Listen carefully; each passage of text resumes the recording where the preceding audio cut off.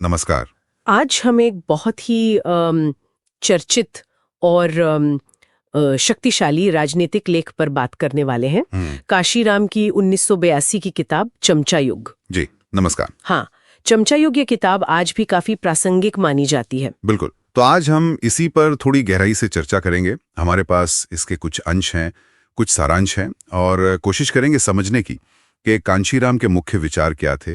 ये जो शब्द है चमचा, इससे उनका असल मतलब क्या था? हाँ, और भारतीय राजनीति पर, खासकर सामाजिक न्याय के आंदोलन पर इसका असर क्या पड़ा?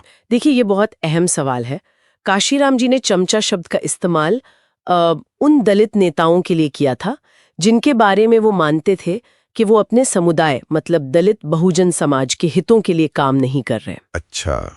बल्कि वो उन पार्टियों के इशारों पर चल रहे थे जहां ऊंची जातियों का दबदबा था। तो मतलब सिर्फ अनुयायी नहीं, कुछ और? हाँ बिल्कुल, उनकी नजर में ये महज अनुयायी नहीं थे, ये वो लोग थे जो एक तरह से सामाजिक बदलाव के रास्ते में रुकावट थे।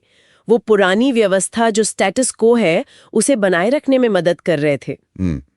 तो क्या उन्होंने खास तौर पे किन्हीं पार्टियों का नाम लिया? मतलब किन पे ये आरोप लगाया कि वो ऐसे नेताओं का इस्तेमाल कर रही हैं? हाँ बिल्कुल, उन्होंने साफ तौर पर कांग्रेस, कम्युनिस्ट पार्टियों और उस वक्त की कई दूसरी बड़ी पार्टियों पर ये इल्जाम लगाया कि ये पार्टियां दलित नेताओं को महज चमचे की तरह इस्तेमाल करती हैं। अच्छा। उनका तर्क था कि इन नेताओं को आगे करके ये पार्टियां दलित बहुजन समाज में जो असली राजनीतिक चेतना है उसको उभरने से रोकती हैं, उनको गुमराह करती हैं। और कांग्रेस पर कुछ खास कहा उन्होंने? हाँ, कांग्रेस पर तो वो खास तौर पर हमलावर थे। उनका मानना था कि बाबा साहेब अम्बेडकर की जो विचारधारा है उसको कमजोर करने के लिए कांग्रेस ने ऐसे नेताओं का मतलब चमचों का सबसे ज्यादा इस्तेमाल किया। ये तो पार्टियों की बात हुई, लेकिन क्या ये सिर्फ चुनावी राजनीति तक ही सीमित था या उन्होंने व्यवस्था के दूसरे हिस्सों पर भी सवाल उठाए, जैसे आरक्षण? नहीं, ये बहुत जरूरी पॉइंट है। उनकी आलोचना सिर्फ पार्टियों तक नहीं थी, उन्होंने इस बात पर भी जोर दिया कि आरक्षण जैसी जो संवैधानिक व्यवस्था है जिसका मकसद तो वंचित समुदायों को ऊपर उठाना था जी, उसका मिसयूज कैसे हो रहा है। कांशीराम का एक तीखा नजरिया ये था कि आरक्षण जो एक तरह से ऊपर उठाने का जरिया बनना था उसको कुछ नेताओं ने अपने पर्सनल फायदे के लिए इस्तेमाल किया। ओह, सत्ता में बने रहने की सीढ़ी बना लिया।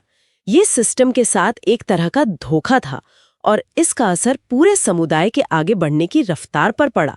वो इसे आरक्षण के जो असली मकसद है उसकी नाकामी के तौर पर देखते थे। तो अगर पार्टियों और ये व्यवस्था उम्मीदों पर खरी नहीं उतर रही थी, तो फिर कांशीराम ने रास्ता क्या सुझाया दलित बहुजन समाज के लिए? कोई विकल्प? हाँ, यहीं पर उनकी सोच का सबसे रैडिकल पहलू सामने आता है। उन्होंने कहा कि जो अनुसूचित जातियां हैं, जनजातियां हैं, अन्य पिछड़ा वर्ग है और जो धार्मिक अल्पसंख्यक है, इन सब को इन मुख्य धारा की पार्टियों पर निर्भर रहने की जरूरत नहीं है। जी। उन्होंने आवाज उठाई कि अपनी स्वतंत्र राजनीतिक दावेदारी पेश करो, अपना हक मांगो। अच्छा, इंडिपेंडेंट पॉलिटिक्स। बिल्कुल। और यही सोच, यही विचार आगे चलकर बमसेफ जो कर्मचारियों का संगठन था उसके विस्तार और फिर बहुजन समाज पार्टी यानी बीएसपी उसके बनने का आधार बना। उनका लक्ष्य साफ था, सत्ता अपने हाथ में लो, दूसरों की कृपा पर मत रहो। शायद इसीलिए उनकी किताब की वो लाइन इतनी मशहूर है जिसका जिक्र बार बार होता है। हाँ, आप बिल्कुल सही कह रहे हैं। वो लाइन है, चमचे इसलिए खतरनाक नहीं हैं कि वो क्या करते हैं, बल्कि इसलिए कि वो क्या होने से रोकते हैं। गहरा मतलब है इसका। बहुत गहरा। कांशीराम ये कह रहे थे कि ऐसे नेता सिर्फ इसलिए नुकसान नहीं पहुंचाते कि वो भला नहीं करते। असली खतरा ये है कि वो जो जमीनी स्तर पर सच्चा नेतृत्व उभर सकता है, जो असली सामाजिक बदलाव ला सकता है, उसको पैदा ही नहीं होने देते, उसको रोक देते हैं। तो इस नजरिए से देखें तो चमचा युग सिर्फ एक किताब नहीं है, इसका ऐतिहासिक महत्व तो काफी बड़ा होगा फिर। बिल्कुल, इसे बहुजन समाज के आत्मसम्मान और राजनीतिक ताकत हासिल करने के संघर्ष का एक तरह का घोषणा पत्र, एक मैनिफेस्टो माना जाता है।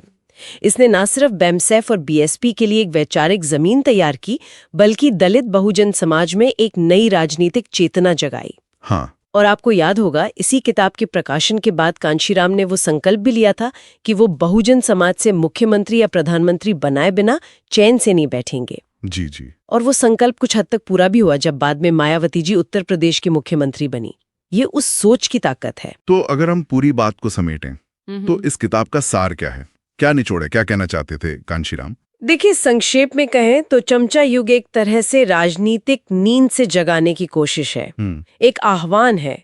ये दलितों, पिछड़ों और अल्पसंख्यकों से कहता है कि भाई, दूसरों के हाथ की कठपुतली बनना बंद करो, अपनी स्वतंत्र राजनीतिक पहचान बनाओ, अपनी ताकत बनाओ। कांशीराम का मैसेज साफ था, असली बदलाव उधार के नेतृत्व से नहीं आएगा, वो किसी के रहमो करम पर नहीं मिलेगा, वो आत्मसम्मान, एकता और अपने शासन से ही आएगा। ये बात वाकई सोचने पर मजबूर करती है।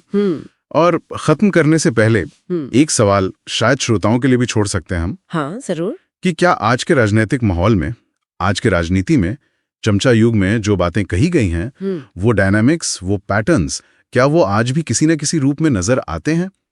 और अगर हाँ, तो कैसे? इस पर सोचना दिलचस्प होगा। बिल्कुल, ये सवाल आज भी उतना ही जरूरी है।